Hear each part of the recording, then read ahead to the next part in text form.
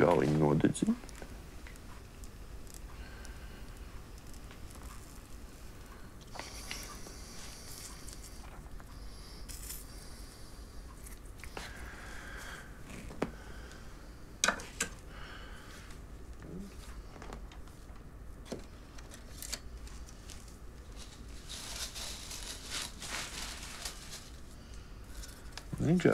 Šujot, teiksim, šeit nav, šitien šujot es varu runāt, jā, bet ir darbi, ko šujot, kur visu laiku klusībā jāskaita pie sevi.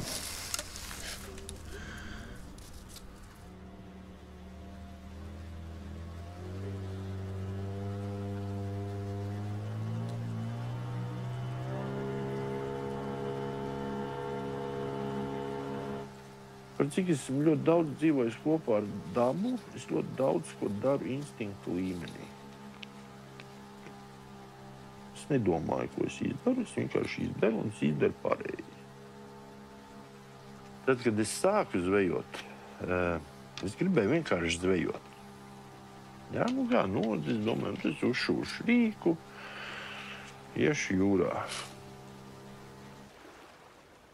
Tad, kad es dzēru, es tāpat zvejoju, jā, bet tā zveja bija tāda gaužām nenopietna, jā. Jo jūra nav darbs, jūra ir dzīvesveids. Tu nevari, es eju uz darbu. Nē, uz jūru nevar iet kā uz darbu, jā, jo var aiziet, tu var mēnešiem neko nenopelnīt vispār. Var vēl uz leju, Vil. Mums sāk jau nest vēl krastā, vējš jau griežam.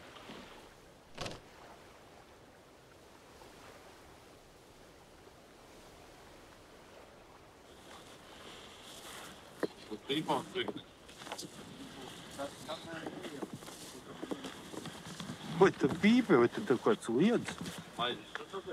Ir, sievas atcepta. Siera cepumiņi tāda. Tā, kamēr ūdra divs, tikmēr nepiesēja. Iepazināmies mēs kaut kādā nejauši. Kaut kādā kreisajā WhatsApp čatā. Tas nebija iepazīšanās čats, tas bija vienkārši čats, kur var lamāties. Kas sirds vēlas. Man jau bija gandrīz 40 gadi. Sākām sarakstīties. Un man nav bērnu, jā, viņa apsolīja man dzemdēt dēlu. Ja es aizvedīšu viņai burgeru, jo, man vajag mākošas 9. paudze zvejnieks, nav 10. paudze, audzināt. Oskar. Jau izdomājam, jau nebija čatā, jau izdomājam, ka būs vārds Oskars. Aizbraucu. Tālu. Ar 3 transportiem nācās braukt. Un pēc 15 minūtēm tapa Oskars.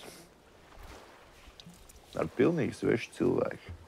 Nākošajā randiņā es jau savācu viņai visām mantām ar bērnu. 3. randiņā mēs apprecējāmies.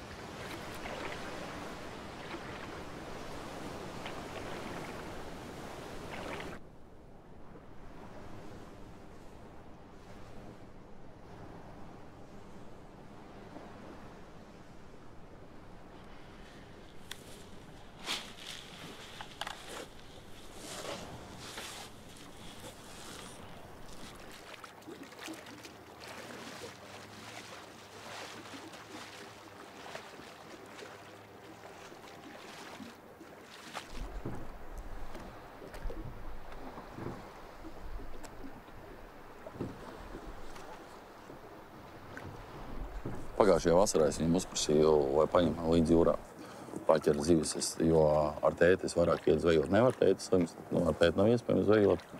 Un es vienkārši, sagribējās vienkārši aiziet tāpatās, kā mēs tagad sēžam jūrā. Tāpatās aiziet tajā jūrā pabūt, un mēs aizgājām ar Redžu. Un tad es viņam teicu, nu, respektīvi, žāvēšanai pāris zivis saķērām. Un tad laikam arī īstenībā tas sākās. Tad bija, no tā momenta arī sākās.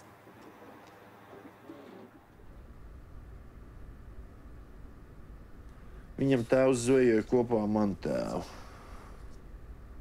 Jā, pat tā lielā laiva, ko viņi kopā pirka.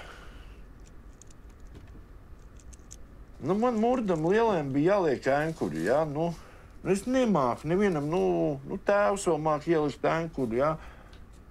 Viss nav neviena. Es nevaru nevienam to iemācīt. To var mācīt kokus sist, neviens nemāk, Es domāju, bet kā, es esmu pieradis arī riskēt bieži, mācīt. Es saku, mācies jau, es viņam vienreiz parādīju. Viņš iemācījās to vienu reizi, jā, man pa brīnumu.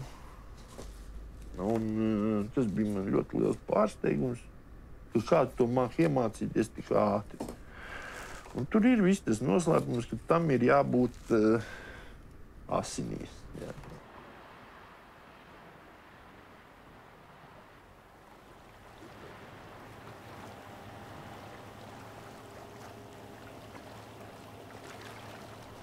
Sākumā man liekas, viņš arī neticēja īstenībā, ka es iešu tajā jūrā kaut ko darīšu. Zīme viņam garlaicīgi. Tad es aizēju pie viņa pa vakariem, tur pasēžam. Tad viņš man kaut kādus linumus parāda, kā tur taisīt. Tad jau palika interesanti.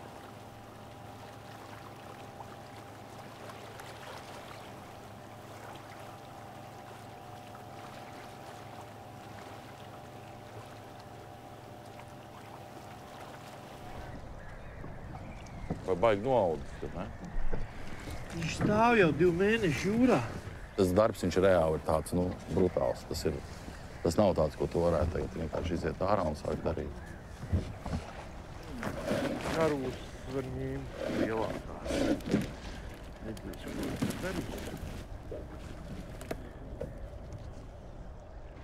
Ko tu izlasīsi? Kilogramu asaras? Kas to iepriekš? Un kur tu darīsi ar tiem asariem kilogramu? Līnīts apsties kāds smuks maziņš. Met ārā. Jau 3. reizi.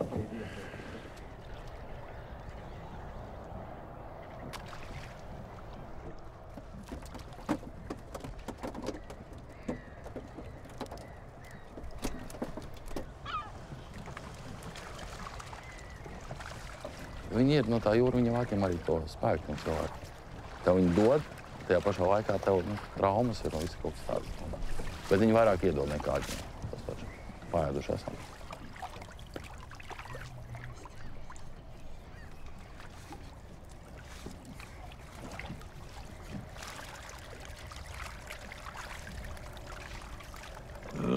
Dzīvot harmonijā ar sevi galvenais ir.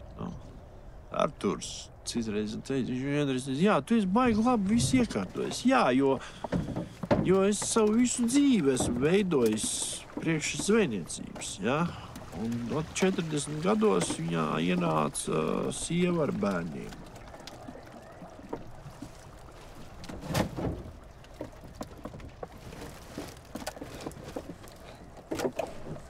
Te breksīši tādi gaļīgi. Citiem bija šūpols, viņiem ir zilkās. Tā viņa aug man. Vai es labāk viņas izaudzināšu, vai sliktāk, nezinu. Vai es esmu slikti to izaudzināšu, nezinu. Gribu pateikt. Es esmu tāds, kā es esmu.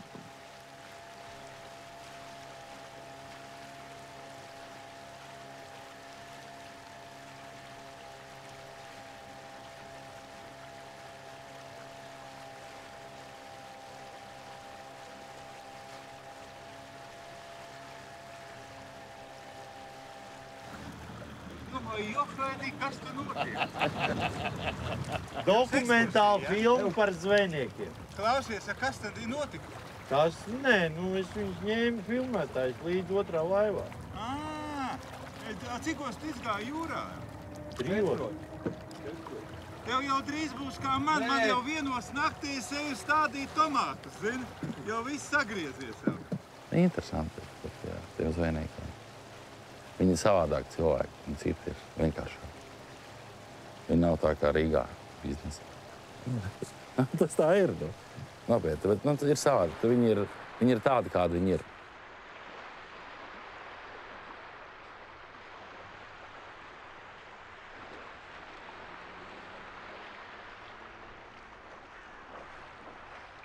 Cik dzīves nemācētu dzīvot. Šo es māku.